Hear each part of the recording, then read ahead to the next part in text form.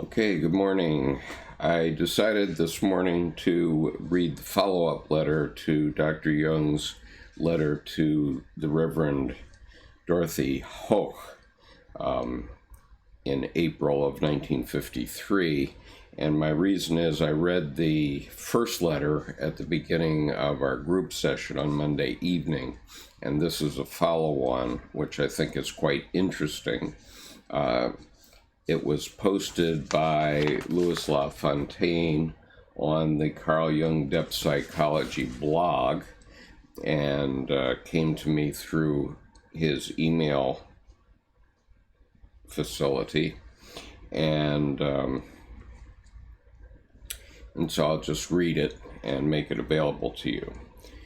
Dear Dr. Hoch, 30 April 1953.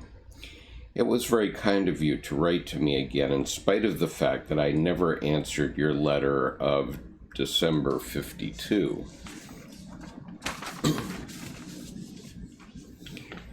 Since I have not been in the best of health for some time, and you are evidently not in a position to follow my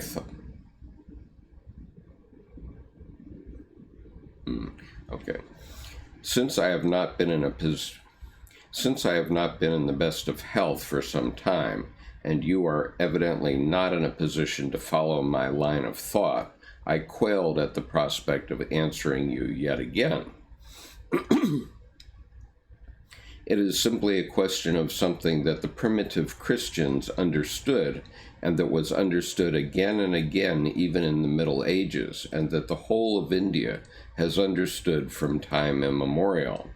How very much you misunderstand me is evident from your remark that, quote, psychoanalysis tries to lead man to the discovery of his self as the ultimate goal, unquote. Maybe,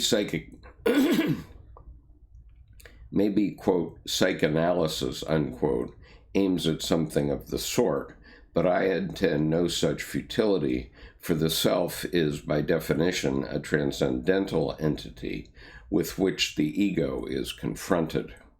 It is a total misunderstanding and the opposite of what I have always emphasized, to say that the self is a concentration on the me. That is just what it is not. Whatever the ultimate fate of the self may be, and the Christian mystics have something to say here, it means at any rate first the end of the ego. Indeed, you yourself say, as Aureli said, and I have always said, that Christ is, quote, the self of selves, quote, the self of all selves, unquote. This is the correct definition of the self, and means that just as Christ is related to all individuals, so all individuals are related to Christ. Every self has the quality of belonging to the self of all selves, and the self of all selves consists of individual selves. The psychological concept fully agrees with this. I have nothing against your theological formulations, and if I wanted to criticize them, I would first have to acquire a lot more theological knowledge. You treat psychology cavalierly and do not notice how very much you misunderstand it. My aim was therefore to give you a fairer conception of my psychology. This is evidently not possible, as I must admit to my regret. It is really not easy to talk with theologians. It is really not easy to talk to theologians. They don't listen to the other person, who is wrong from the start, but only to themselves, and call this the Word of God. Perhaps this comes from their having to preach down from the pulpit with nobody allowed to answer back.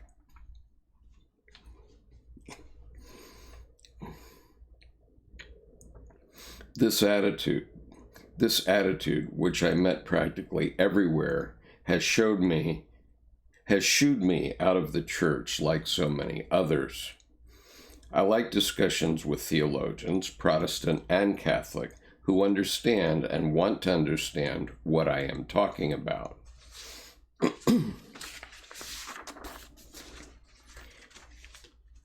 But the discussion comes to an end when you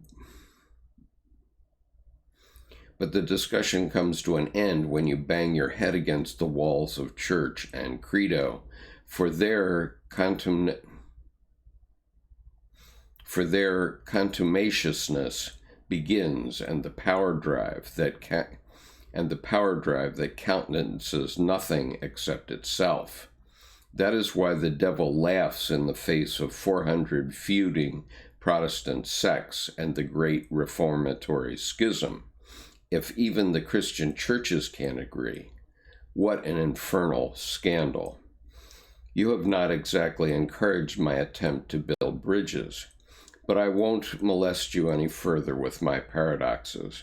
Rather, I must ask your forgiveness for what must inevitably appear to you as an unjustified.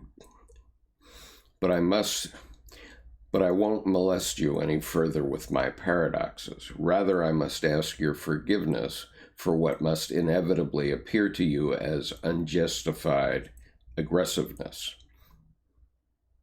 I